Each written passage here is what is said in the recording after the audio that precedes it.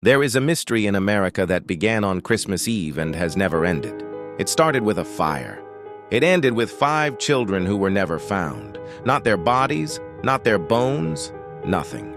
The official explanation is that the 5 missing Sodder children, Maurice, Martha, Louis, Jenny, and Betty, aged 5 to 14, died in a fire that consumed the Sodder family house on Christmas Eve, 1945.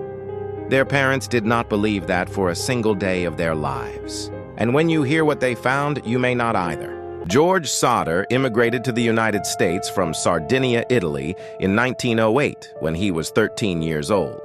He eventually settled in Fayetteville, West Virginia, where he launched his own trucking company, hauling dirt, freight, and coal. He married Jenny, also an Italian immigrant. Together, they built a life, a business, and a family of 10 children. George was a proud American. He was also loudly, publicly, and passionately opposed to Italian dictator Benito Mussolini, making his views known around Fayetteville in ways that did not sit well with everyone in the local Italian immigrant community. That outspokenness would come back to haunt him. In October 1945, just 2 months before the fire, a life insurance salesman visited the Sodder home. When George declined the policy, the salesman warned him that his house would go up in smoke and your children are going to be destroyed, and that this was because of the dirty remarks you have been making about Mussolini. George did not take the threat seriously. Shortly after, another man visited the home seeking work. He went around to the back of the house and warned George that a pair of fuse boxes would cause a fire someday.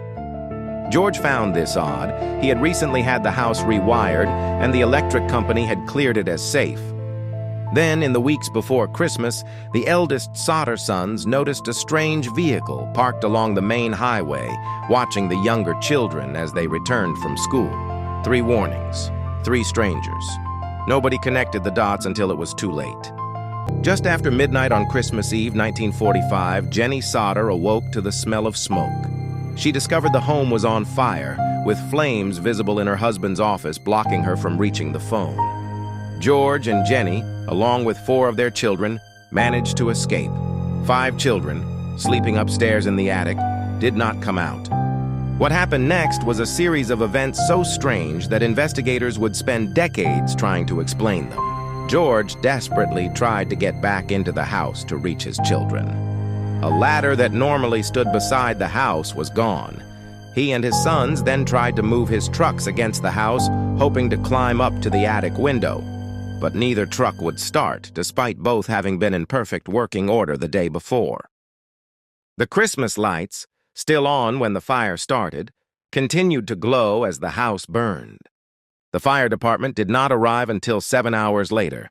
By then, the 2-story house had burned completely to the ground. 7 hours for a fire department located less than 2 miles away. When investigators finally searched the debris, no human remains were found.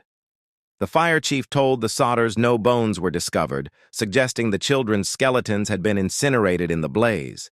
George covered the site with 5 feet of dirt as a memorial. He would later regret that decision for the rest of his life. The coroner's inquest ruled the fire accidental, caused by faulty wiring. Then the Sodders hired a private investigator. What he found shook them to their core.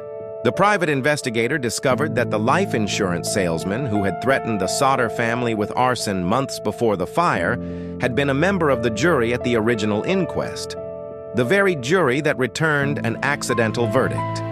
The man who had threatened George's children helped decide whether a crime had been committed. There was more. Someone had cut the telephone lines at the Sodder residence.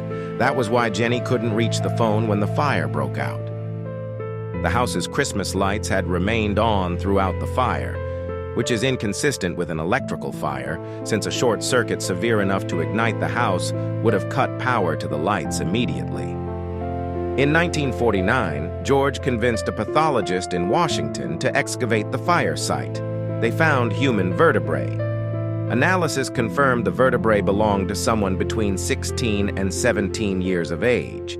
The youngest missing Sodder child was 5. The oldest was 14. None were 16 or 17. The vertebrae did not match any of the missing children, and their origin was never explained. No other remains were ever found. For 20 years, George and Jenny Sodder kept searching. They erected a billboard on Route 18 at the edge of town, a large photograph of their 5 missing children and a plea for information. It stood for decades. Then in 1967, 22 years after the fire, Jenny received a letter in the mail. Inside was a photograph of a young man in his 30s. Dark eyes, strong jaw, a faint smile, unmistakable Sodder features.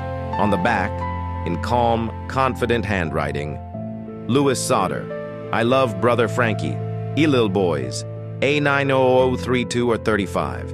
Louis was 9 years old when he disappeared. The man in the photo looked about 30. The math added up. Investigators noted that the number 90132 closely matches the zip code of Palermo, Sicily, leading some to theorize the children had been taken to Italy. Investigators offered to trace the letter. The local sheriff refused to cooperate. Jenny stared at that photograph for days, weeks, years. She believed it was her son until the day she died. George died in 1969, never knowing what happened to his children. Jenny died in 1986. Neither ever had an answer. The Sodder children have now been missing for over 80 years. The case remains open. No confirmed cause of death. No confirmed remains.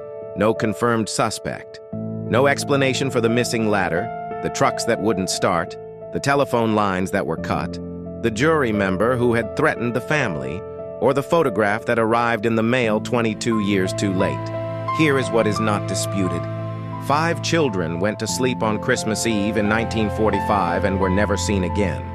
Their parents spent every remaining day of their lives trying to find them. A threat was made. A fire started. A jury was compromised. And somewhere, in a postmark from Kentucky, with a number that points to Sicily, someone knew exactly who those children were. Whether they were alive when that letter was sent, nobody has ever been able to prove.